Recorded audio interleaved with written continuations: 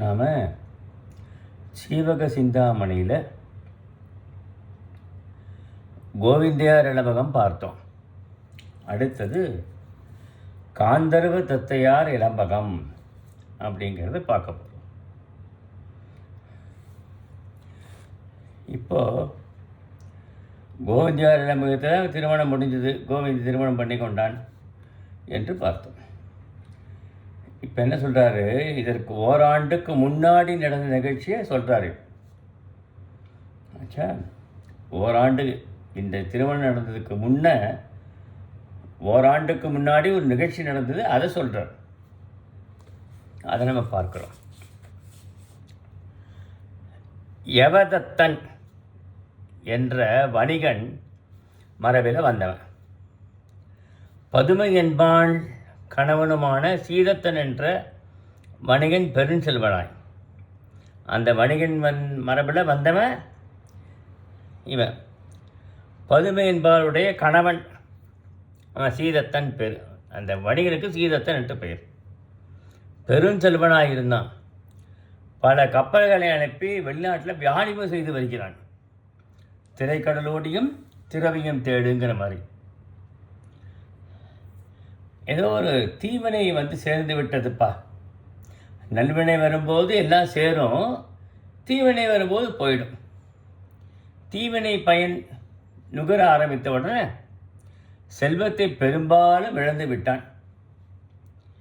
இறுதியில் ஒரே ஒரு கப்பலில் சரக்குகளை ஏற்றி வாணிபம் செய்ய திட்டமிட்டான்.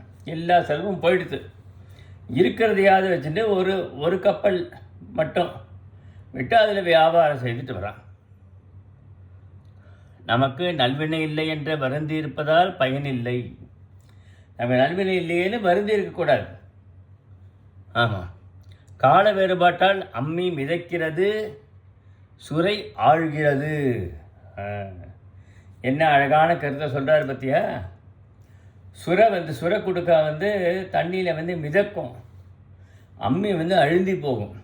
ஆனால் கால வேறுபாடு வந்ததுன்னா அம்மி தண்ணியில் மிதக்கும், சுரை ஆழ்ந்து விடும் என்று. இல்லையா? அப்போ அறம் கெட்டுவிட்டது என்று வாடா பேசிக்கொண்டு எந்த விதமான பயனும் இல்லை. அறம் கெட்டு போச்சுன்னு சொல்லி பயனே இல்லை. சிறு தொழில் செய்வரும் உற்சாகத்தோடு வாணிபம் செய்து செல்வம் திரட்டி யானை மீது செல்வத்தை காணலாம். இல்லையா? சிறு வாணிபம் தானேன்னு நம்ம நினைக்கக்கூடாது, அதுலேயும் செல்வத்தை திரட்ட முடியும். ஆர்வமே எதற்கும் அடிப்படை காரணம்.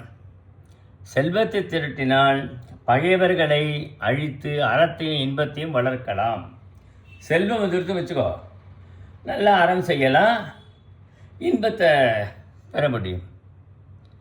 ஆமாம், சிதலை தின்னப்பட்ட ஆலமரத்தை அதன் விழுதுகள் தாங்குவது போல. சிதலைன்னா கரையான் பூச்சி போல் ஒரு பூச்சி ஆலமரத்தை எடுத்து வச்சுக்கோ, ஆனால் அந்த விழுது கீழே விழுந்து அது முளைக்கிறது ஆலமரத்தை. இல்லையா? ஆகையினால் நம்ம முயற்சியினால் குடும்பத்தை நம்ம பாதுகாக்க வேண்டும், குடும்பத்தை காப்பாற்ற வேண்டும் என்று எண்ணுகிறான். தக்கவர்க்கு தானங்கள் செய்து தெய்வத்தை வணங்கி கப்பலை புறப்பட்டு விட்டான். கப்பல் வாணிபம் செய்கிறதுக்கு நல்ல நாள் பார்த்து தெய்வத்தை வணங்கிவிட்டு ஒரு தானங்கள் செய்துவிட்டு யாத்ரா தானம் என்று கிளம்பலாம். பவளக்கொடிகளை அறுத்து கொண்டு களிறு போல கடலில் சென்று பல தீவுகளையும் கடந்து கொண்டிருந்து பொன்விளையின் தீவு ஒன்றினை சார்ந்தது. எல்லா தீவுகளும் சென்ற அந்த கப்பலானது பொன் விளைகின்ற தீவை போய் சாருகிறதாம். சீதத்தன் தீவின் மன்னனை காணிக்கையுடன் கண்டு அங்கு இறங்கி அந்த மன்னன் அங்கே இருக்கிற அரசனை போய் காணிக்கையோடு காணுகிறான். அவன் இசைப்பெற்ற வாணிபத்தை அங்கே தொடங்குகிறான். ஒழிந்த அழகியரின் ஆடல் பாடல்களை கண்டு கேட்டு பொழுது கழித்து 6 மாத காலம் சென்றவை. 6 மாத காலம் அங்கிருந்து பொழுதுபோக்குறதுக்கு அழகியரோட ஆடல் பாடலாம் கடலாம் கேட்டு கண்டு கழிக்கிறான். ஆமாம், 6 மாதத்தில் எல்லா பொருளும் விற்று போச்சு. ஆமாம், அத்தீவில் தான் வாங்கி அந்த தீவில் கிடைச்ச பொருட்களை வாங்கி கொண்டு கப்பலில் ஏற்றுகிறான். திரும்பி கப்பலை அடைய வேண்டி கரைக்கு ஒரு யோஜனை தூரத்தில் இருந்தபோது வானம் இருள் சூழ்ந்து விட்டது. ஒரு யோசனை தூரங்கிறது 2 மைல் என்று சொல்லலாம். அதான் ஒரு யோசனை தூரம். அங்கே இருக்க கப்பலை சென்று அடையிறதுக்காக வானங்கள்லாம் இருட்டி போச்சு. மழை வரும் போல் இருக்குது. ரொம்ப பயமாக இருக்கு அவனுக்கு. ஆமாம். ரேவதி நட்சத்திரத்தில் வியாழ ஓரையில் தனு லக்னத்தில் ஊருக்கு கப்பலில் திரும்ப. அது நேரம் பார்க்குறான். ரேவதி நட்சத்திரமாக இருக்கணும். அன்றைக்கி வர ஓரை வந்து தனுர் ஓரையாக இருக்கணும். தனுர் வியாழ ஓரை, வியாழக்கிழமை. ரேவதி நட்சத்திரம் வியாழ ஓரை, வியாழனுடைய ஓரையாக இருக்கணும். வியாழனா குரு பகவான், குரு ஓரை, வேறு ஒன்றும் இல்லை. தனுர் லக்னம், தனுர் லக்னமாக இருக்கணும். குருவோட இதுவே தனுர் லக்னம் தான். தனுர் மீன் தான் குருவோடது. தனுர் லக்னத்தில் ஊருக்கு கப்பலில் திரும்ப. கப்பல் தான் அடைய வேண்டிய கரைக்கு ஒரு யோஜனத்தில் இருந்தபோது வானம் இருள் காற்றும் கலந்து மின்னி எடுத்து பெருமழை பொழிந்தது. அப்படியே கப்பலை போய் நல்லா மழை கொட்டி தீர்த்துடுது. ஆமாம். சீதத்தன் எல்லாரையும் பார்த்து சொல்கிறான், துன்ப காலத்தில் வருந்துவதால் பயனில்லை, நடுக்கத்தை விடுத்து மகிழ்ச்சி கொள்க. எல்லாம் துன்பம் போது ரொம்ப கஷ்டப்பட வேண்டாம், மகிழ்ச்சியாக இருங்க இல்லையா. இன்பம் வருங்கால் நகுகன்னார், துன்பம் வருங்கால் நகுகன்னு சொன்னார் பார். அதான் அவன் என்ன சொல்கிறான், போகூழ் இருந்தால் பொற்கிணத்திலிருந்து அருந்திய நீர் கூட உயிரை போக்கிவிடும். போகுனா நல்ல காலம் இல்லாத போனால், நமக்கு தீவினை காலம் வந்து விட்டதுன்னா பொற்கிணத்தில் இருந்த நீர் கூட உயிரை கொண்டு விடும்பா. ஆனால் ஆகூழ் இருந்தால் கடலில் மூழ்கியவரும் உயிர் தப்புவர். நல்ல காலம் மட்டும் அவனுக்கு இருந்ததுன்னா கடலில் மூழ்கினா கூட எப்படியே உயிர் தப்பி விடுவார்கள். எல்லாம் முன்வினை பயன். கடைசியில் அங்கே தான் ஊழ்வினை பயன் தான் வராருங்க ஆசிரியர். எல்லாம் ஊழ்வினை பயன், நாம் செய்த நல்வினை தீனை தொடர்ந்து வருகிறது. ஆகையினால நீங்கள் அருகப்பெருமானை தியானித்து அச்சத்தை நீக்கி பாய்மரமே கப்பல் கடலில் அது இருந்தவர் எல்லாம் அனைவரும் மறைய எல்லாரும் கீழே விழுந்தாச்சாங்க. சொன்னபடி நடந்து போச்சு. சீதத்தன் அதற்கும் கலங்காது பாய்மர துண்டு ஒன்றை பற்றி கிடக்க. அதான் கலக்கக்கூடாது சொல்லியிருக்கானே அவன் கலங்குவானா? பாய்மர துண்டை பற்றிட்டு கொண்டு இருக்கானான். தன்னை கொல்லாமல் எல்லாவற்றையும் இழந்து உயிர் வாழுமாறு செய்த விதியின் வந்து ஒரு மணல் மேட்டை அவன் அடைந்தான். அப்படியே போய் அவன் அந்த கரையில் போய் ஒதுக்கி கொடுத்து அவனை ஒரு மணல் மேடு எல்லாம் போயிடுச்சு. ஆனால் இவன் மட்டும் தப்பியிருக்கான். இது என்னடா பெரிய விதி இது என்று நினைக்கிறானா. அங்கே ஒரு காட்சியை காணுகிறான். கடல் அலைகளால் தாக்கப்பட்ட நண்டினை அன்னம் ஒன்று ஆதரித்து காக்கிறது. அன்னம் வந்து நண்டினை உண்ணக்கூடியது, ஆனால் அந்த நண்டை வந்து அன்னம் காக்கிறது தான். ஆச்சா, இதை வந்து நன்னிமித்தமாக நினைக்கிறானா. ஓ, நல்ல நிமித்தம் நமக்கு தென்படுறது. சேர்க்க கப்பல் ஒன்று வரும் என்று இது. அதனால் நாம் இங்கே இருப்போம். நம்ம ஊருக்கு ஏதோ ஒரு கப்பல் வரும், நம்மளை அழைத்துட்டு போயிடும், நாம தப்ப முடியும். அப்பொழுது என்ன பண்ணுறது, தன்னை நோக்கி வந்த தரன் என்பவனிடம் தன் அவல நிலையை எடுத்து கூறினாள். தரன்ட்ட தாய்மான விஷயத்தெல்லாம் சொல்கிறான். வருந்த தரன் தான் விஞ்சையில் வல்லவன் என்ன, இழந்த பொருள்களை நண்பனை மீட்டுத்தர இயலும் என கூறிய சொற்களை சற்று ஆறுதல் அடைந்தான். அவன் என்ன சொல்கிறான், நான் வந்து விஞ்சை செய்வதில் வல்லவனாக இருக்கேன், நான் வித்தை செய்வதில் நீங்கள் எழுத செல்வங்கள்லாம் நான் மீட்டு தரேன், கவலைப்படாத நீ இருக்கு என்று ஒரு ஆறுதல் சொல்கிறான். அது மாதிரி தான் ஆறுதல் சொல்ல வேண்டும் நண்பன்கிறவங்க. அவன் கூறியவாறு அவனோடு ஆட்டுக்கிடா மீது ஏறி விண்வெளியில் பறந்து சென்றான். ஆட்டுக்கிடா ஏறி விண்வெளியில் பறந்து போகிறான். நம்ம ஹெலிகாப்டர் மாதிரி அப்போ அதெல்லாம் இல்லையா. அங்கிருந்து இனிய பழங்களை பறித்து தின்று மகிழ்ந்தான். பசியினால் அங்கே இருக்கிற பழச்சோலையில் இருக்கிற பழங்கள்லாம் தின்று மகிழ்கிறான். குங்கும மரங்களையும் சுரபண்ணை மரங்களையும் கண்டு மகிழ்ந்தான். தரன் தன்னுடைய மன்னன் இருந்த அரண்மனை ஒரு காலத்தில் உள்ளமை கூற அதனை அறிந்து சீதத்தன் தரனோடு அடியே மேகமண்டலம் தவிர மேகமண்டலத்தின் மேல் ஒளி வீசிய வெள்ளிமலையில் இந்திரனுடைய அமராவதி நகரம் போன்று எல்லா இன்பப் பொருள்களையும் ஒருங்கு கொண்ட நகரத்தை அடைந்தான். அங்கே மேகமண்டலத்துக்கிட்ட ஒரு நகரம் ஒன்று இருக்கா, அமராவதி நகரம் போன்று எல்லாம் இருக்கு, அங்கே இல்லாதது ஒன்றும் இல்லை. அப்படி இசைக்கப்பட்ட மேகலை, கிண்கிணி, யாழ், குழல், முழவு எல்லாம் நல்ல ஒளிகள்லாம் விழுகிறது. மகிழ்கிறானா. பொன்தூபிகள் கதிரமைப்பத்தால் பொன் உருகி மாடங்கள் கொப்புள கொண்டன போல காணப்படுகிறது.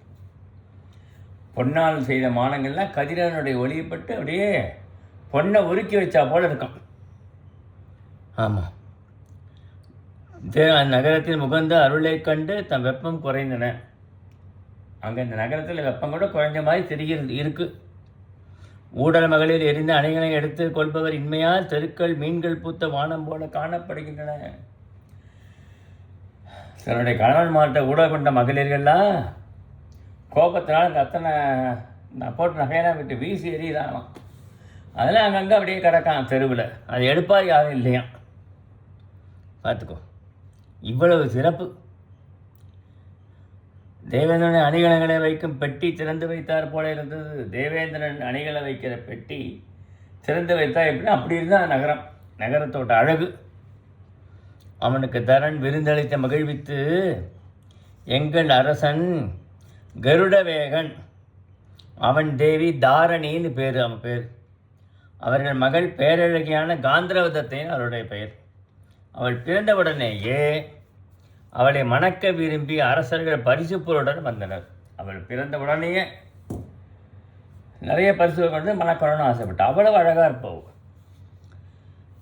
அரசன் நிமித்திகனை அழைத்து வினவ, நிமித்திகனை பார்த்து கேட்குறேன், என்னப்பா இது மாதிரி நடக்குது?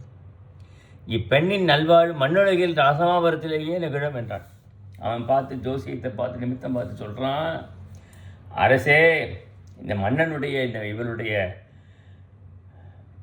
திருமணங்கிறது இங்கே நடக்காது. ராசாபுரங்கிற இருக்க ஊரில் அந்த நகரத்தில் நடக்க போகிறது சொல்லிட்டான்.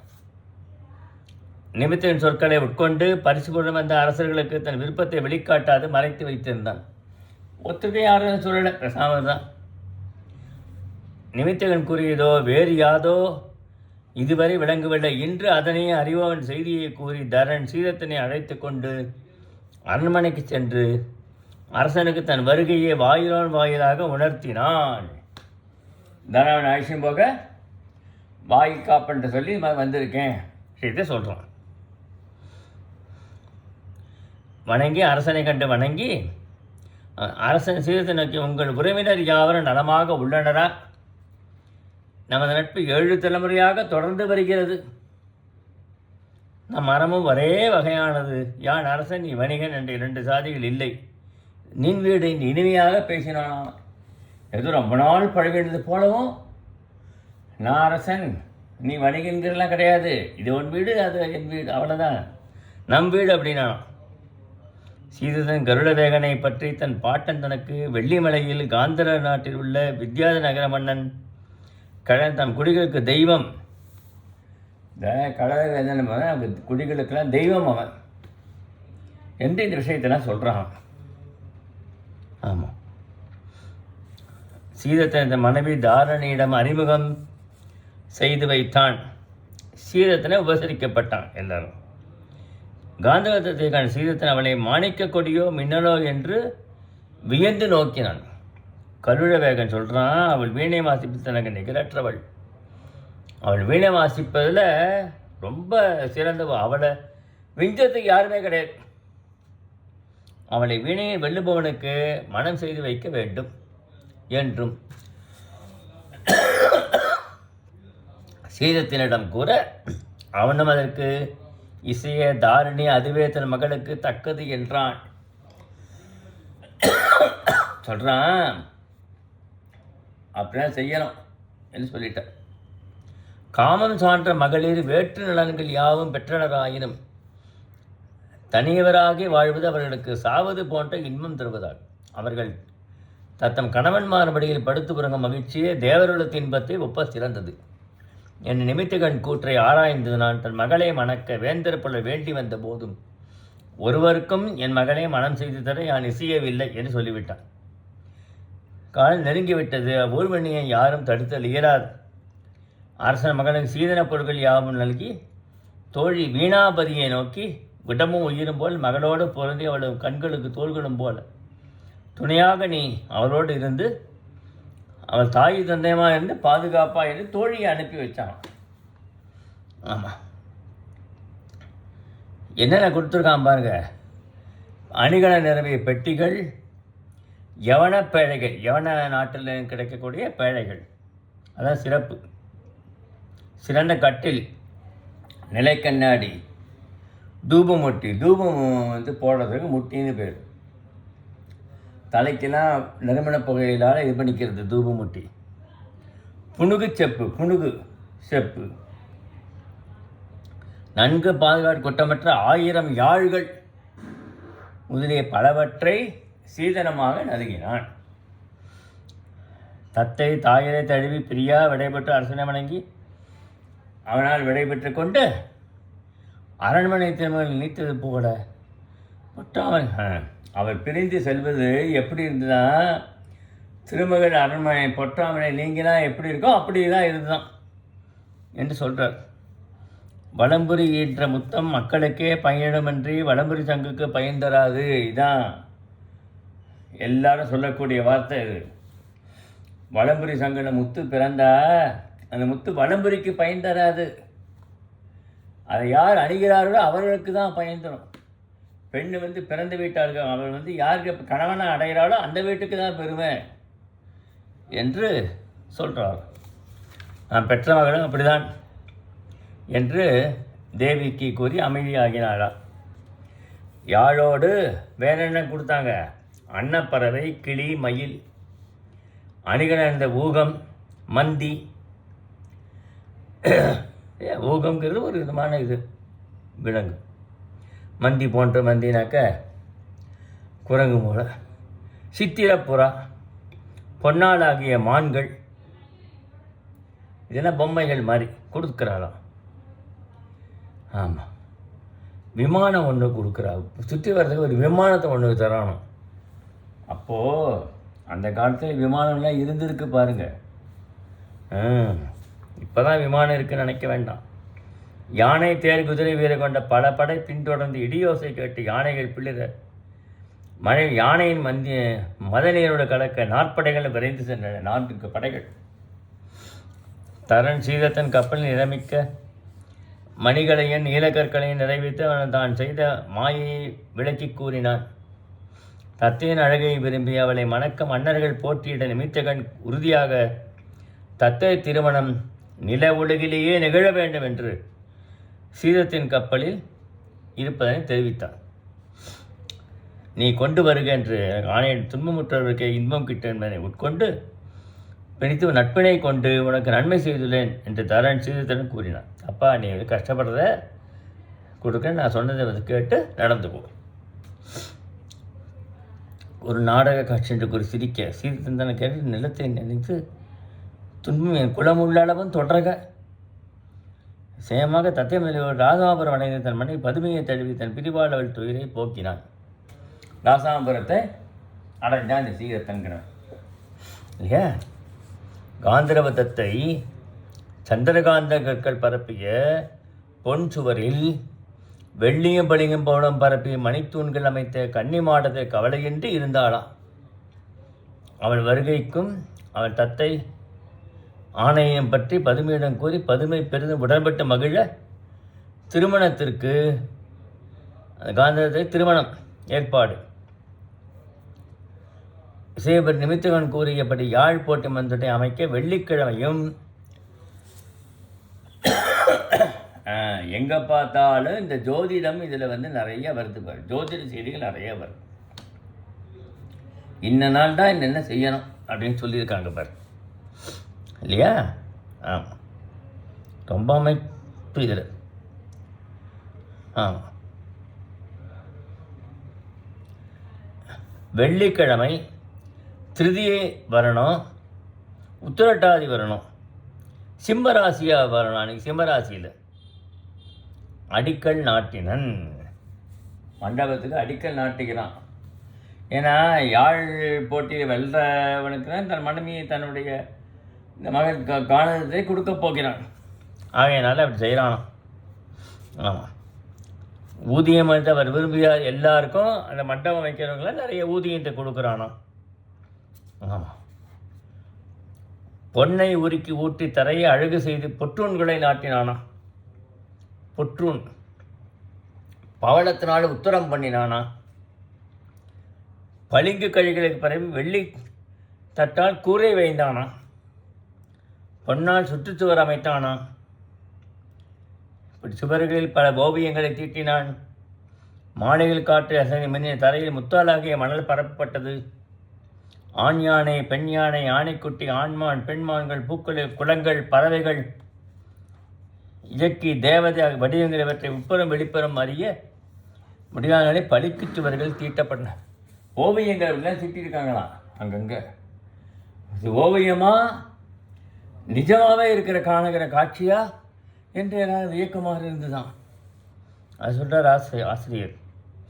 ஆமாம், ஆண் யானை, பெண் யானை, யானைக்குட்டி, ஆண்மான், பெண்மான், பூக்களில் நிரம்பிய குளங்கள், பறவைகள், அழகிய பாவைமார்கள், இயக்கி தேவதை, இயங்குகின்ற தேவதை, வானலாக இயக்கிற தேவதை எல்லாரையும் அதில் இருக்கலாம். தலை சந்திரனை கூடிய சிறுமானையும் நாற்புறவாய்கள் 4 முகங்களின் பிரம்மனையும் ஒத்தது. ரொம்ப ஓங்கி அந்த மாடம் இருந்ததுனால சந்திரனை போய் தீண்டுகிறதாம். ஆகையால் சிறுமான் சந்திரனை வச்சது போல் இருக்கான் அந்த மண்டபம். 4 வாழைகளில் 4 பிரம்மன்களில் 4 வாய்கள் பிரம்மதேவன் இருப்பது 4 முகங்கள் போல இருக்கான். திருமாலை காண்டது போல இருக்கான். அடுத்தது கண்டவர் காமனையே ஒத்திருக்கிறது. சச்சந்த மன்னனே ஒத்து காணப்பட்டதான் அந்த அழகிய மன்னன். பிரிய மனமில்லா காமகிரமாக மண்டபத்தை அவன் விடுத்து யாரை மண்டபத்தை விட்டு வேறு இடத்துக்கு போகக்கூடாது நினைப்பானான். அவ்வளோ அழகாக பண்ணினானான். சூரியமண்டல பறவை ஜோதிஷர் விமானத்தை முட்டி வானவெளியில் சென்று இலைப்பாரியது. அகிர்புகை அங்கேருந்து போய் சூரிய மண்டலம் போய் அங்கே போய் இலைப்பாறலாம். அப்படி வீணை போட்டியை வந்து முரசரை வைத்து தெரிவித்தான். அறநெறி உலகெங்கும் பொலிக, மழை வெள்ளம் சுரக்க, கற்பு சிறக்க, மக்கள் பெற்றோர் சொற்கேட்டு வாழ்க. இதெல்லாம் இப்போ எவ்வளவு நல்ல குணங்கள் சொல்கிறார் பர ஆசிரியர். ஞானிகள் ஆதரிக்கப்பட வேண்டும். எல்லோரும் வாழ்நாளை வீணாளாகாத அருந்தவம் தவம் செய்ய வேண்டும். வித்யாதர மன்னன் மகன் தத்தையை வீணை போர் வெல்லக்கூடிய அந்தனர், அரசர், வணிகர் என்ற மூவினத்துடன் மேம்பட்டவனுக்கு அவள் மனம் செய்து கொடுக்கப்படுவாள் என்பது அவள் வளர்ப்பு தந்தை சீதத்தன் குறிப்பிடும் செய்தியாகும் என்று ராசாமிர்தம் முரசு அறிவித்து சொல்லிட்டார். அந்தனராக இருக்கலாம், அரசனாக இருக்கலாம், வணிகராக இருக்கலாம், யார் வேணுமோ வந்து போட்டியில் கலந்துக்கலாம். போட்டியில் கலந்து யார் வெற்றி பெறார்களோ அவர்களுக்கு இந்த தத்தையை மனம் செய்து கொடுப்பேன் சொல்லிவிட்டான்.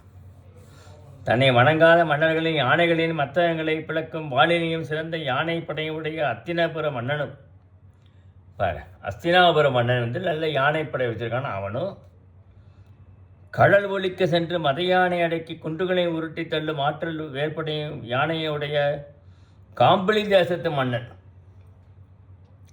கடகமணிந்த முன்கையும் வில்லாற்றலால் திரண்ட திந்தோள்களும் மகளிரை தழுவிய மலர்ந்த மாலையுடைய மார்பனை வாரணவாசி மன்னன். மண்ட பலரும் சேவடிக்கண் முடியோடு வந்து வணங்கும் வெற்றிமிக்க அவந்தியர் மன்னன், அவந்தி நாட்டு மன்னன். தன் பிறந்தநாள் விழாவில் முடிமன்னர் பலன் தன் அடியில் வணங்கும் பேராற்றமிக்க திருமாலை போன்று வாகைசூடிய வேல்படையை செலுத்துகின்ற படையாற்றினுடைய அயோத்தி மன்னன் போன்ற மன்னர்கள் பலரும் வந்தனர். அந்தனரும் செல்வமிக்க வணிகரும் காந்தத்தையை வீணை போரில் வெல்லுவேன் என்று வந்தனர். ஆமாம், ராசாபுரத்தில் எல்லாரும் தங்கினார்களா. செம்பண்ணை உருக்கி 5 விதற்களை அகலத்திற்கு வார்த்து புழுகாடு பண்ண தூசியை போக்கி பல மலைகளை பரப்பி தத்தை நடந்து செய்வதற்கு ஏற்ப அழகு செய்து தத்தை நடந்து வர இடத்த அப்படி அழகாக பண்ணியிருக்கலாம். சிறந்த வெள்ளாடியை விரித்து அதன் கண் 5 முழு அகலத்திற்கு அனிச்ச மலர் பரப்பப்பட்டது.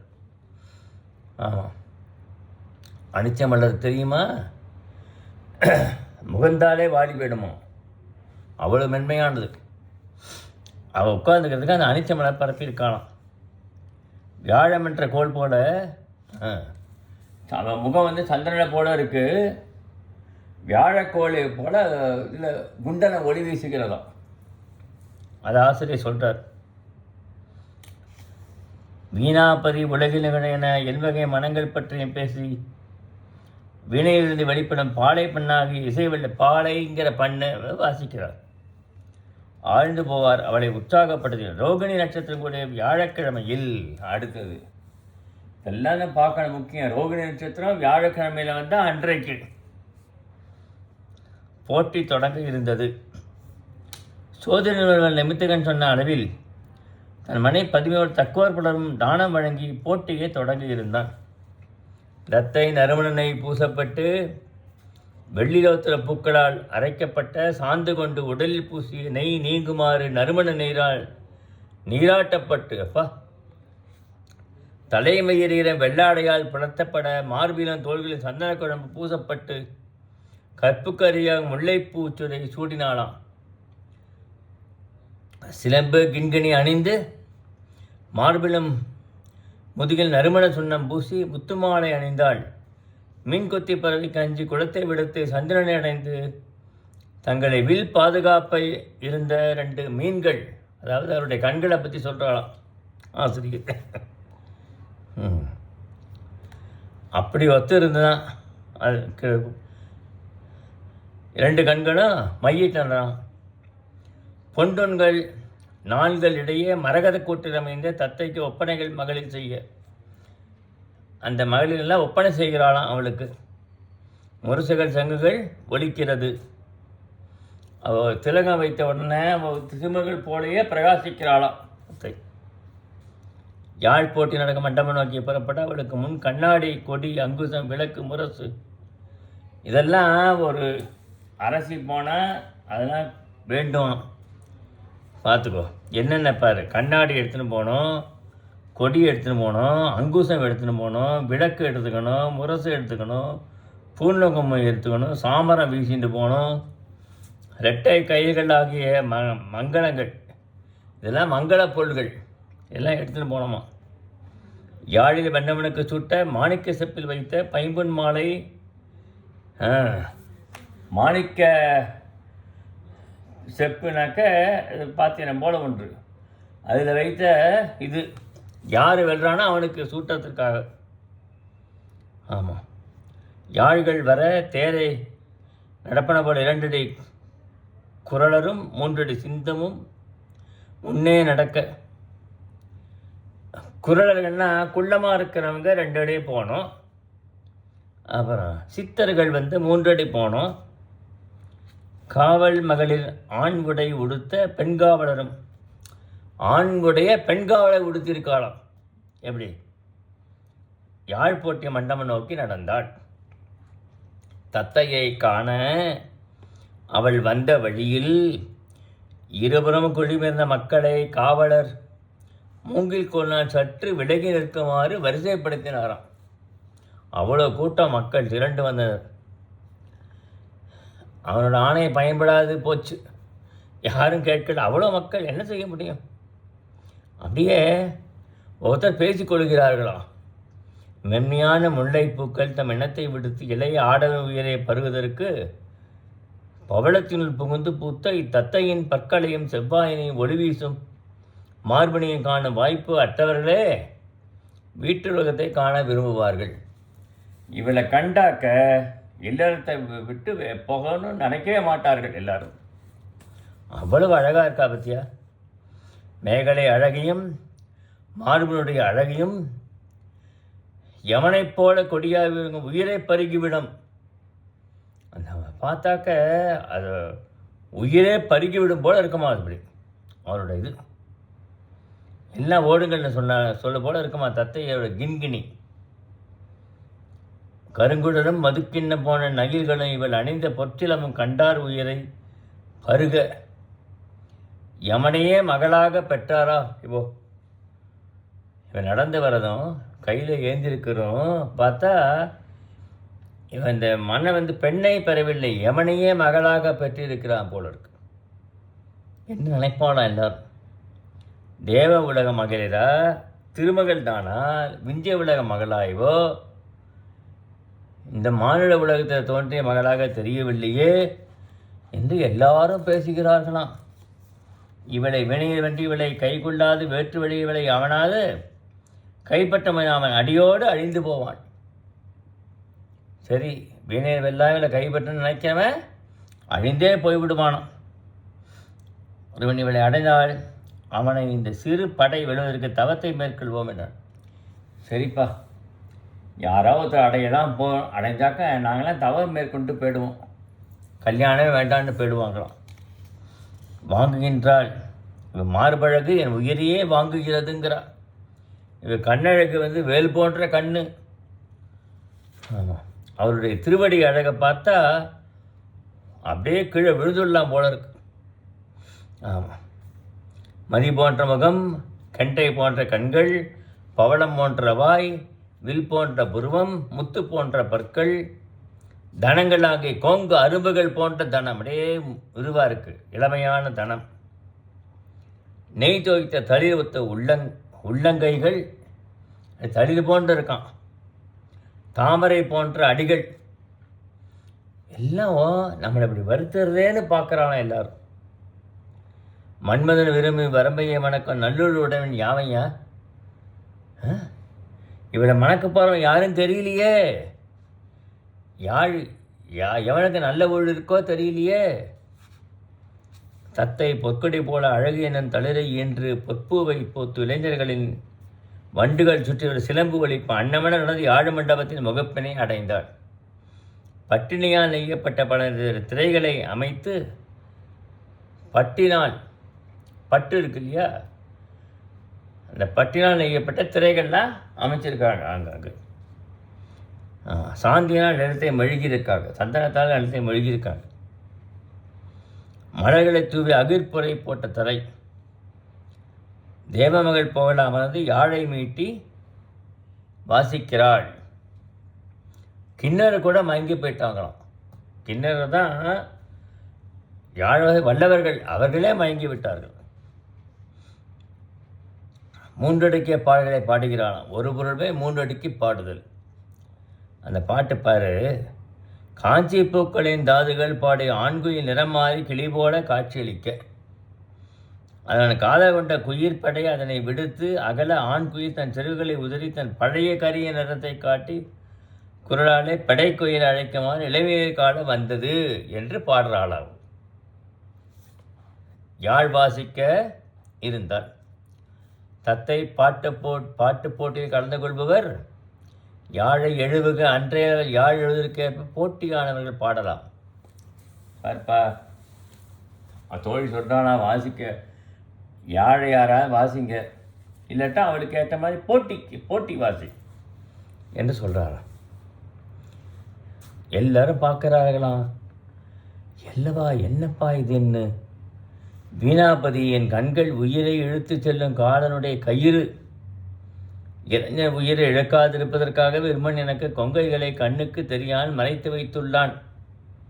விடை கூறி திரையில் மறைய தத்தையை நகைத்து திரைமறைவை அடைந்தாள். திரைக்கு பின்னாடி போயிட்டாங்க ரெண்டு பேரும். யாழை எடுத்து கொள்ள திரைச்சீலை மெல்ல நீக்கப்பட தத்தையின் கிண்ணிகளை என்று ஆடவர் போன்ற உயிரை இழப்பர். அவள் நடந்து அவளை பார்த்த உடனேயே உயிர் போயிடுறது எல்லாருக்கும். உடனே யாழ் வாசித்தா கண்டிப்பாக போயிடும். கண்களை காமநோய் கண்களே தீண்டு போயிடுதான் எல்லாருக்கும். கண்டத்தால் பல மரங்கள் உருகி குழைந்து வளைந்தன. மரங்கள்லாம் உருகி போயிடுது. பட்ட மரமே தளிர்க்குங்கிற போல உருகி போச்சான். கிருஷ்ணனுடைய புல்லாங்குழலை கேட்டு பட்ட மரமே தளிர்க்கும் அப்படின்னு பாடியிருக்காங்க. அது மாதிரி ஆயிடுச்சிங்கெல்லாம். கிண்ணறவன் தம்மை மறந்து நிலத்தில் கிண்ணறவங்கள்லாம் பாடல்னால் அவன் நல்ல சிறப்பாக இருந்தால் கேட்குமா, அதுவே மயங்கி கீழே விழுந்து கொடுத்தான். ஆமாம். கண்கள் ஆடாமல் கழுத்து வீக்கம் நீங்கி காட்டாமல் சத்தையை பாடினை கேட்டவர் இவள் பாடுகின்றாளா? பாடுகின்ற இது இருக்கு பாரு, அது சொல்கிறார் பாரு, என்ன அழகு. புருவம் ஏறாமல் கண்கள் ஆடக்கூடாது, கழுத்து வீங்கி இப்படி எல்லாம் பண்ணக்கூடாது, பற்கள் வெளியே தெரியக்கூடாது, அப்படி பாடணுமா? என்ன பாடுறாளா? நாவினை அசைக்கிறாளா? ஒன்றுமே தெரியலையே. பறவைகள்லாம் மயங்கி விழருது. பரிகசை போல வானிலை பறந்து சென்றன. சிலெல்லாம் பரிகசித்து வானிலை போயிடுது. தத்தை யாழை எழுப்ப வந்த பறவை பின் ஆடவரின் யாழை கேட்டு திரும்பினவான். ஆடவர்கள் யாழ்வாசி கேட்டு போன பிறகு திரும்பி வந்துதான். அரசையாவரும் தோற்ற பின் அரசர்கள்லாம் தோற்று போயாச்சு. அந்தணர்களை வீணை செய்யணும் வாய்ப்பாட்டிலும் தத்தைக்கு தோற்றனர். அந்தணர்களும் தோற்று போனார்கள். ஆமாம். அடுத்து வந்த மணிகளும் தத்தையினை யாழ் வரிசையில் வாய்ப்பாட்டில் தோற்று வாடைக்காட்டு தாக்குதல் கரிது போன தாமரை போல வணிகர்களும் தோற்று போய்விட்டார்கள். நாள்கள் 6 நாள் ஆயிடுது. யாரும் அவளை போட்டியில் ஜெயிக்க முடியவில்லை. கட்டியங்காரனை இவளை வெள்ளக்கூடிய மன்மதன் ஒருவனே வீணை போட்டியில் தோற்று போய் ஈடுபடாதீர்கள் என்று அவன் கட்டியங்காரன் சொல்கிறானா, இது பார்ப்பா, நீங்கள் போய் நான் யாழ் வாசிக்கிறேன்னு சொல்லி தோற்று விடாதீர்கள், தோட்டால் நமக்கு இழுக்குது, பேசாமல் ஒதுக்கிடுங்கோ என்று கட்டியங்காரன் சொல்கிறானா. ஆமாம். சீவகன் தம்பியின் தோழன் தானுமாக இருந்து ஆலோசி வீணை போர் முடிவினை முன் கலந்து கொள்ள வேண்டும் முடிவு செய்தனர். இப்போதான் சீவகன் முடிவு செய்யறான். சீவகன் தன் இசை ஆற்றலை வெளிப்படுத்த வீணை போட்டியில் கலந்து கொள்ள விரும்புகிறான் என்று கந்துகளிடம் தெரிவிக்க புத்திசேனன் தன் கருத்தை சற்று கூறுகிறான். புத்திசேனன் சொல்கிறான், சீவகன் துணையாக அமைந்தவராய் அமுதம் கொல்லிப்பாவையும் இளமையில் மிக்கவர் 64 உள்ளனர். அப்பா, அதனை வீணை போட்டியில் கலந்து கொள்வதில் குறையொன்றும் இல்லை. இருந்தாலும் சிறிது குறையுள்ளது என்று கூறிக்கொண்டிருந்த பொழுதில் வந்த பணிப்பெண் ஒருத்தி தன் தலையில் சிறிய குவளை மலரை எடுத்து கந்துக்கடன் முன் நீட்ட கந்துக்கடன் அதனை வாங்கி அதன் இதழை முறையாக பிரித்து எழுதப்பட்ட செய்தியை நோக்கினானாம். சீவகனை நகரினின்றும் நீக்கி பாதுகாவல் இடத்தில் வைக்கவும். கட்டையன் சீவகன் பொறாமையால் கோபம் கொண்டு அவனை அழிக்க முனைந்துள்ளான். அவன் சீவகன் தினத்தில் உத்திரன் போன்று காணப்படுகிறான் என்று பணிப்பெண்ட பூவில் செய்தியை மறைத்து கொடுத்தானான். ஆமாம், அறிந்து எல்லாம் என்னென்ன நடக்குது சொல்லுப்பா எனக்கு சொல்லிட்டான் அவன் கந்துக்கடன். நிகழ்ச்சி ஒன்றை கூற விரும்புகிறாள். கந்தன் சிறைப்புறமாக அரண்மனையில் வந்த பணிப்பெண் கீழ்மரமாறு செய்தியை கூறுகிறாள். சிறைப்புறம்னா மறைந்திருப்பது. சில நாள்களுக்கு முன் நாடக நெறி அறிந்து சான்றோர் அரங்கம் ஒன்றினை அமைத்து அனங்கமாலை என் நாட்டிய நங்கையை நாடகம் ஒன்று நடத்த ஏற்பாடு செய்து சீவகனை அழைத்து அவளுக்கு அவள் நடிக்க இருந்த கதை தழுவிய கூத்திற்கு ஏற்ப ஒப்பனை செய்யுமாறு வேண்ட சீவகன் அவள் நெற்றியில் பட்டம் கட்டி முடியில் கோதை சூட்டி மார்பில் சந்தனம் பூசி ஆரவம் பூணம் சேர்த்தி செம்பட்டினை பொருத்தமாக அணிவித்து காதுகளில் குண்டலம் பொன்னாடையிட்டு அவள் கால்களில் கிண்கிணிய சிலம்பம் அணிவித்து அரம்பையை வெட்குமாறு அவளுக்கு ஒப்பனை செய்தனர். அவளுக்கு தன் மீது வேட்கை தோன்றமும் தனக்கு அவளிடம் வேட்கை தோன்றாத சீவகன் பண்பால் மன்மதனை போல இருந்தான். அனங்கமாலைக்கு அழகு செய்கிறான். ஆனால் இவனுக்கு வேட்கை தோன்றவில்லை, அவளுக்கு தோன்றுகிறதாம். அப்பா, அவளை பரிகால் செய்து அனைவருடன் வருந்த செய்தார். சந்தனம் பதிக்கப்பட்ட குவளைப்பு போன்ற அவள் கண்கள் வெண்ணின தெய்வங்கள் கீழே விழ புருவங்கள் அசையை கண்டு நெஞ்சம் நிலை கூட நின்றது. அவளுக்கு என்ன பண்ணுறது புரியாமல் போயிடுத்தான். சிலம்பங்களையும் மாலை பொருளை குண்டல ஒளி வீச முத்துச்சரங்கள் பிரகாசிக்க அணங்க மாலை நடனமாடினாள். அதனை கண்டவளுக்கு இடை ஒன்றுதான் உள்ளது, அது முறிந்து விட்டாள், மற்றவருடைய இல்லையே என்று நினைச்சாலாம். இலைக்கு பாரமாக அடிகளை அணிஞ்சிருக்காங்களே என்று சொன்னாங்களாம். சந்தனம் பூசால் பூச்சூடால் தனது இடைநோபம் உடையிலுமே சந்தனம் பூசி முத்து மாலை சூட்டி தலைக்கு மலச்சூட்ட கொடுமையை பார்த்து கொண்டு இவள் தான் இருக்கிறாளே என்றெல்லாம் வருந்தினார்களாம். மலர் மாலை பொன் மாலை பவள மாலை போன்ற மனப்புடையது வரைய மகளிர் சூழ்ந்த அரங்கில் மலர்கொம்பு போன்ற அணங்க மாலை ஆடுவதனை கண்ட எல்லாரும் என்ன சொல்கிறா? புனமையிலோ அன்னமோ பொற்கொம்போ மலர் மடந்தியோ வானவன் மகளோ என்றெல்லாம் புகழ்ந்தார்களாம். கொடியவர்கள் தம்மை கொள்வதற்கென்றே அவளுக்கு முத்துமாலை சூட்டி அழகு செய்திருக்காங்கிறாளாம். யார்? சீவகன் செய்திருக்கான் இல்லையா? மன்மதன் சீலையும் அம்பு வைத்த ஒளிவீசி திங்களையோ அறிகிறோம். இவளை பார்த்தா மன்மதனை பார்க்கலாம் போல இருக்கு, சந்திரனை பார்க்கிறது போல இருக்கு என்று சொல்லுகிறார்களாம். நெஞ்சுரி காமக்கலையில் இடப்பட்ட வெண்ணையாகிய பொம்மையைப் போல் நாடகம் அனைவரும் உருகிவிட்டார்கள். ஆண்களுடைய மனமாகிய அரங்கின் மேல் அணங்கமாலை கூத்து நிகழ்த்தினாள். காதலாளவாடி செய்திய தங்களா ஓடைகள் எழுதி மென்முருளா தோழியிடம் கொடுத்து சீவகன் காணுமாறு அனுப்பினான். ஈடுபாடு விடுத்து சென்றான். அவளுக்கு இது ஆசை இல்லையா? ஆமாம், சீவகன் தன் அன்பை காட்ட பிரியனும் அன்புடைய செய்யும் செயலன்ட்டு அவனால் எடுத்து நிகழப்பட்டன. பூச்சூடி ஒப்பனை செய்தான். அன்னைக்கு அவன் என்ன சொல்கிறா? எனக்கு நல்லா அழகு பண்ணினா இல்லையா, சந்தன தடவினா, எனக்கெல்லாம் அழகு பண்ணினவன் ஏன் என்னை ஏற்றுக்கொள்ள மறுக்கிறானே என்றெல்லாம் ரொம்ப வருந்துறாளாம். தன்னை விரும்பும் மகளுக்கு செய்யக்கூடிய வேறு என்ன இருக்குது என்று கேட்கிறாளாம். சீவக நினைவிலே இருந்தால் அவள் காலங்கழிக்கிறாள். அனகமாலையை வலிதிற்பற்றி தன் நண்பனை அடைந்து அங்கு தேன் உடைந்து ஒழுகும் தாமரை பூ இதழ்களை காக்கை கொத்தி பாழாக்கும் போது அனங்கமாலை அவள் விருப்பமின்றி வலிதிர் புனைந்து சிந்தி பதற விட்டான். இந்த அனங்கமாலையை கட்டியங்கான அவளை அழைச்சிட்டு போய் அவளோட புணர்ந்து இது ஆனால் அவள் சீவகன் நினைப்ப சீவகன் தான் நம்ம புணரான்னு நினச்சிட்டே இருந்தாலும் அவளும் என்ன அழகாக இருக்கியா இது. ஆமாம், காக்கை பாழாக்குவது போல அப்படி பாழாக்கினான அனங்கமாலையவன். என்னை ஆரத்தவிட புலம்பி கட்டியங்காரன் சீவகன் சீவகன் சொல்கிறான் தவிர கட்டியங்காரனுக்கு ஒன்றும் புரியல. திக்கு யானைகள் ஆற்றலான் என் நகர மக்கள் அதற்கு நான் அரசனோ அவன் அரசனோ கூறுங்கள் என்றான். நான் தான் அரசன், என்ன சொல்லாமல் சீவகனை பற்றி புலம்புறாளைவோ. 1000 மக்கள் எடுக்க இயலாத கல்லினை தான் ஒருவனாக வழியில் குறுக்க அப்புறப்படுத்தினான். 1000 பேர் சென்று எழுதாலும் எடுக்க முடியாத கல் குறுக்க இருக்கான். ஒத்தனே ஒரு கையை தூக்கி அப்புறப்படுத்தினானோ.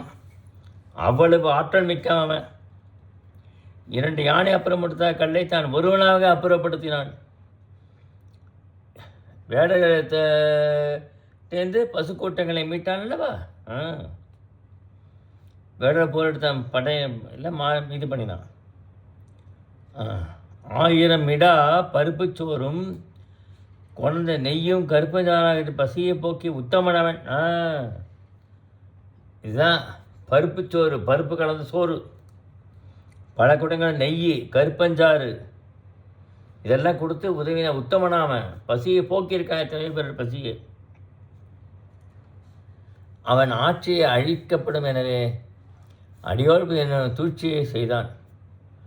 அவன் இவனை பார்த்து பராமப்பட்டானாமா கட்டியங்கான.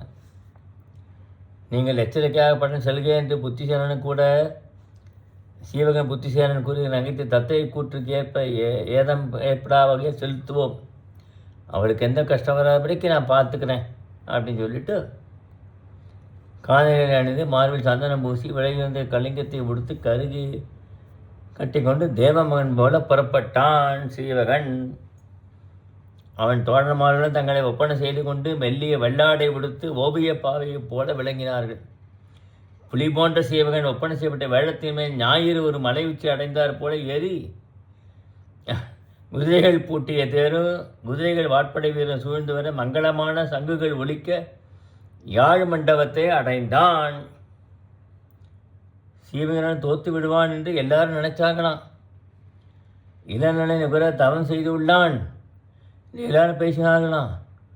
குழை பிடரிலே ஆட வீட்டிருந்த கட்டியங்கானுடைய பொறாமை கொண்ட உள்ளத்தை சவுக்கை நாட்டு சிதறடித்த சீவகன் இல்லையா, அவன் உள்ளத்தையே சிதறடிக்கிற சீவகன் போனான்னா. அப்படி அவள் அழகாக வர்ணிக்கிறார் ஆசிரியர். நிறுத்தி யாழ்முழத்தை அடைந்து வெள்ளிய தவி சீவகன் அமர்ந்த செயல் உதயமலையில் ஞாயிறு மதியின் மீது வெம்மை குறைந்து வீட்டிருப்பது போல இருந்ததான். உதயமலையில் ஞாயிறு வீட்டிருப்பது போல வீட்டிருந்தானாம் சீவகன். மன்மதனே வந்துவிட்டான் என்று மக்கள் கருதினார்களாம். மன்மதனா என்று பிரம்மன் வனப்புமிக்க இனிய ஒருவனே. பிரம்மதேவன் திலோத்தமை படைச்சாலையா, அதுபோல் இப்போ அழகுமிக்க ஆண்மகனை படைச்சிருக்கான் போல அவன்தான் வந்திருக்கான்டா அப்படிங்கிறான்.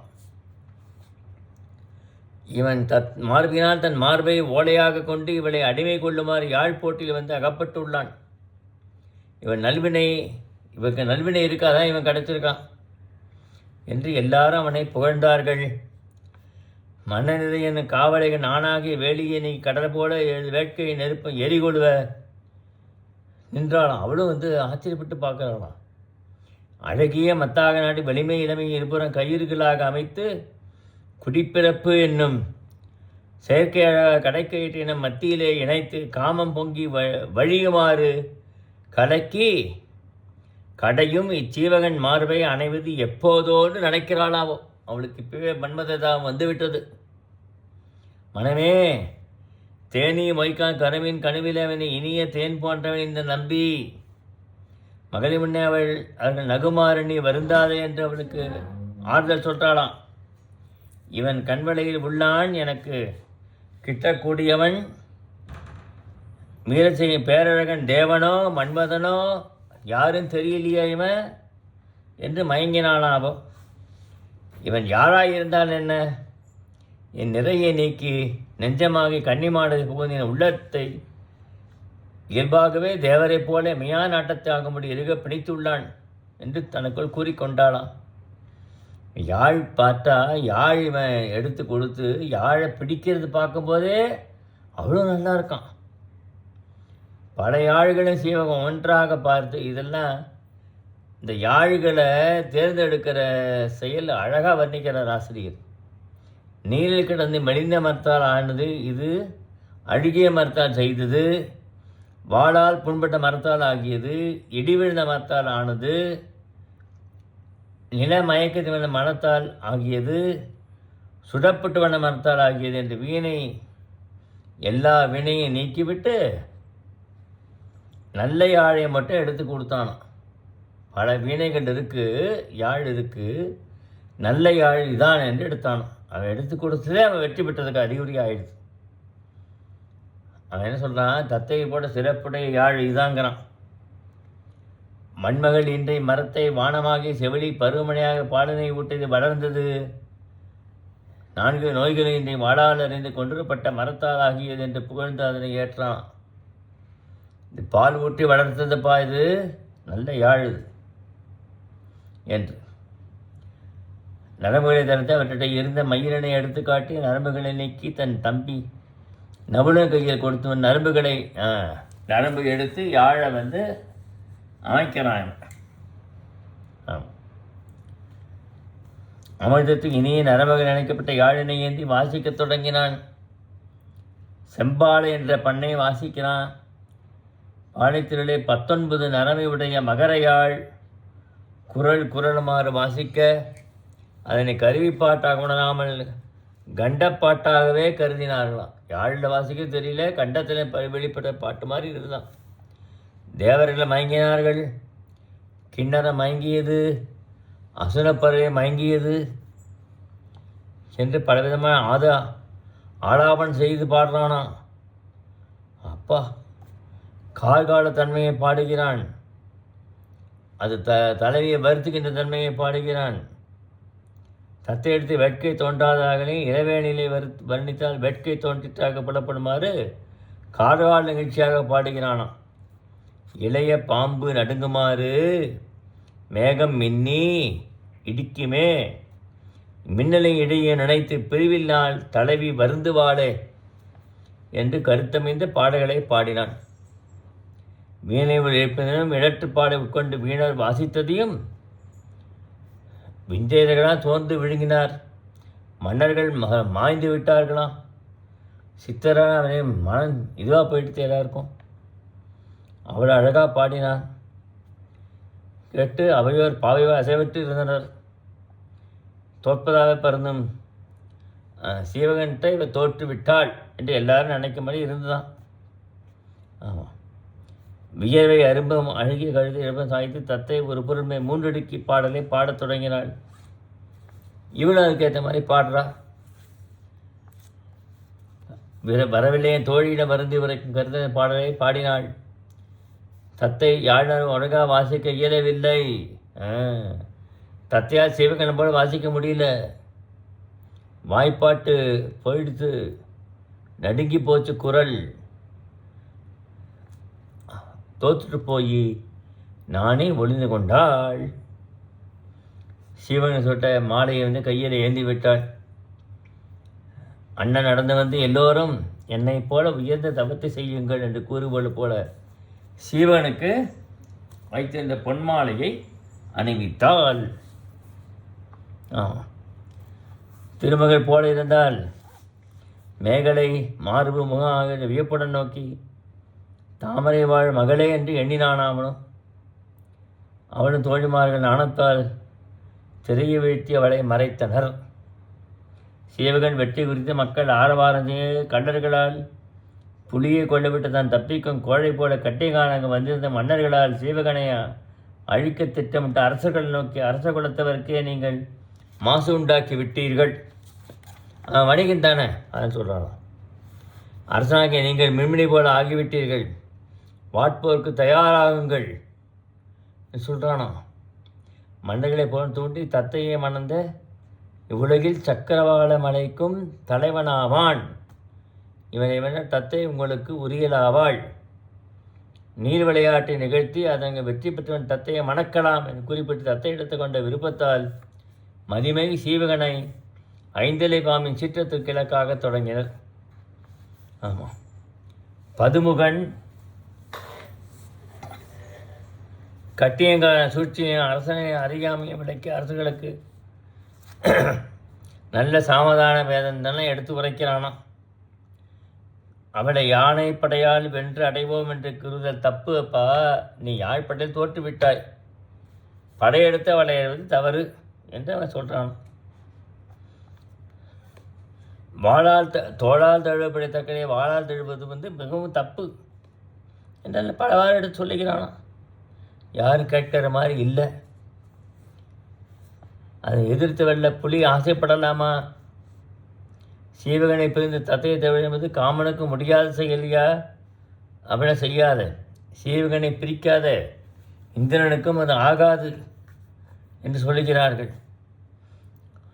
இவ்வாறு வகுத்த படையாகிய வகையில் அம்புகளையும் தண்டாயத்தையும் விதையாக விதித்து பகைவர்களை பிணங்களாய் நெல்லை விளைவித்து இறைச்சியாக சொற்ற பேய்களை கொண்டு வெற்றி திருமகள் விரும்புமாறு போர்க்களத்தை வென்றவர்களை அடையலாம் என்று கடைசி என்ன சொல்கிறான்? யார் போர்க்களத்தில் வெற்றி பெற முடியுமா பார் சீவகனுக்கு. ஆமாம், சீவகன் கையெழுதி வீணையை கிழை தத்தையிடவன் கண்கள் போன்ற கூறிய நம்புகள் என்று சொல்லி போர் செய்கிறானா, படையெடுத்து எல்லாரும் தன்னுடைய 13 காவல் நிறுத்திவிட்டு படைக்கு போகிறான். ஆமாம், 4 வகையாக போர். சீவகன் சிங்கம் போல, கூற்றவன் போல வந்தவரோட போரிடுகிறான். கேடுவ இருந்த லாபத்தை விடுத்து முதலை காப்பாற்றிக் கொள்வார்கள். எல்லாரும், அப்பா நீ தத்தையை போரில் யாழிலே வெற்றி பெற்று அடைந்தாய், அவளை காப்பாற்றி கொள்ளு, நீ இப்போ போர்க்களை இறந்து போகாதேங்கிறான் எல்லாரும். சீவகனை பற்றியில் கவலையே படலை. உங்களை வென்ற பிறகுதான் என் தத்தையை தழுவுவேன் என்று சொல்லி கட்டியம் கூறி போகிறான். சீவகன் உத்தம அரசு யானை தம்பின் அந்தட்டன் துதிக்க இப்படி தன் தம்பிகளோட கூட வானிடத்தில் கூட முழங்கிவிட்டனர். சங்குகள் ஒலித்தன, போர்க்கூடம் முண்டன, வாயிலிட்டு தெய்வ மனத்தை வணங்கினான். இங்கே தான் முக்கியம். தெய்வத்தை வணங்கி செம்பொன்னால் செய்யப்பட்ட தட்டை வாயிலை போட்டு கொண்டானான். அது முக்கியம். அதனால் நல்ல சகுனம். ஒன்றையொன்று தாக்கின, யானை குதிரை வீழ்ந்தன. சிலர் எதிர்த்து வந்து யானைகளை வேளால் தடுத்து நிறுத்தினர். குதிரைகளை ஒரு போரிலையும் அவனை ஜெயிக்க முடியலை. வலிய தோல்வியுடைய அவன் தோழர்கள் 100 கோடி வீரர்கள் நிகரானவர் இல்லை என்று கூறினார்கள். சீர்த்தன் வேல்கள் தலையில் உருண்டன. ஆமாம், புத்திசேனனுடைய அம்புக்கு எல்லாரும் மாண்டு போனார்கள். வானில் மந்திரங்களை காதில் வரைக்க வானத்தில் போய் சென்று போர் குதிரைகள் போரிட்டலாம். அப்படி எல்லாரும் வியக்கிறார்கள். ஆமாம், அப்புறம் அம்புகள், குடைகள், பீலி, குஞ்சனங்கள், சாமரம், விற்கடை 4 அறுத்து விழ பகைய மன்னர் எல்லாரும் நிலைகுழுந்து போனார்கள். ஆமாம், ஏற்றுக்கொண்டு என்று கூறி சீவகனை பகையத்தில் ஒவ்வொருத்தரும் போய் வீழ்ந்து விட்டார்கள். சீவகன் வென்று விட்டான். அரசர்கள் விற்கல் நாணற்றினர். கச்சணிந்து பண்டுகள் முடிக்கும் குன்றுகளை போல் ஆகினார். குதிரையோட கடிவாளெல்லாம் அறுபட்டு போச்சு. அம்புமழை உதிராறு பெருகி ஓடியது. இப்படிலாம் அழகாக போர்க்களத்தை வர்ணிக்கிறார் ஆசிரியர். ஆமாம், தந்தங்களை மேலுக்கோளாக கொண்டு பல்துளைக்கு வளைந்த வாலினால் நாக்கை வழித்து குதிரைகளின் குதிரைகளை காணிக்கையாக சூடி அணிகளாக அணிந்து பேய்கள் ஆடுகின்றன, நிலம் கிடைத்து விட்டது என்று அது ரொம்ப சந்தோஷமாக இருக்கான். போர்க்களத்தில் உப்பினை இட்ட உடனே உப்பின் சுவை மிகுவது போல் செய்வன தேர்னை கொண்ட அவன் படை உற்சாகம் காணப்பட்டது அவர்கள்ட்ட.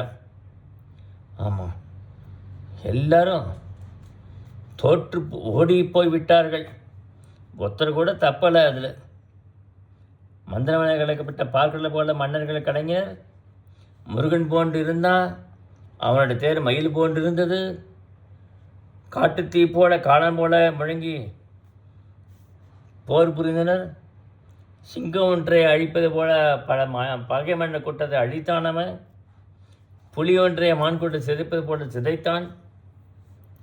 இப்படி வாள் வீச்சும் செய்கிற போரில் செய்கிற சாகசமும் கண்டு வியந்தார்கள் எல்லாரும். வித்தியார்களெல்லாம் ஆரவார தேவர்கள் மலமாறி பொழிந்தார்களாம். அப்பா, இப்படி சீவகன் அருகப்பெருமான் திருவம்பு அமைத்த விழா கொண்டாடி பிறகு தானம் வழங்கினான். போருக்கு வெற்றி பெற்றதுக்காக தங்கத்தால் செய்த அருகப்பெருமான் பொம்மையை தானம் வழங்குதல். இப்படிலாம் செய்கிறானா. திருவடியில் வணங்கி உன்னுடைய திருவிழானாப்பா நான் வெற்றி பெற்றேன் என்று அந்த பாதத்தில் விட்ட திருநீரை பருகுகிறானாம். ஏற்பாடு செய்யப்பட்டது. 400,000 குடங்களில் பால், தயிர், நெய் கொண்டான். சென்னரசி, சர்க்கரை, பைத்தம்பருப்பு, உப்பு ஏற்றிய வண்டிகள் ஒரு பக்கம் திருமண வீட்டில். பலாமா, வாழை கனிகள், கிழங்குகள், காய், குருத்து, நிறைக்கப்பட்ட தென்னங்குலை, கமுகங்குலை, வெற்றிலை முட்டி எல்லாம் அழகாக அலங்காரம் பண்ணுறாங்க. அந்த இதில் பழுநாடை பறவைகள் மக்கள் குழுமி இருந்தார்கள். திருமண மண்டபம், பகல் செல்வங்கள் மயங்கினர். தாமரையும் குவளையும் மலர வண்டுகள் ஒலிக்க நாயகனை அடுத்து இருந்தன. ஆடைகள்லாம் புணுகு தடவிருக்காங்க. சந்தனம் தோய்த்திருக்கிறது. மென்மையான ஆடைகள்.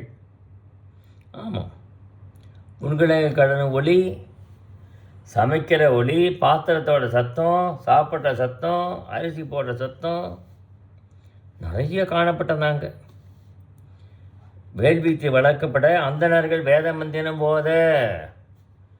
ஆமாம், அந்தணர்கள் வேத மந்திரம் முழங்கி தான் திருமணம் நடக்கிறது. அங்கே அவர்கள் ஓதிய மந்திரங்கள் அரச குலத்தவர் ஆகவே ஓதிய மந்திரங்களை அரச குலத்தவருக்கு ஒரு திருமண சடங்கு என்ன செய்யணுமோ அப்படி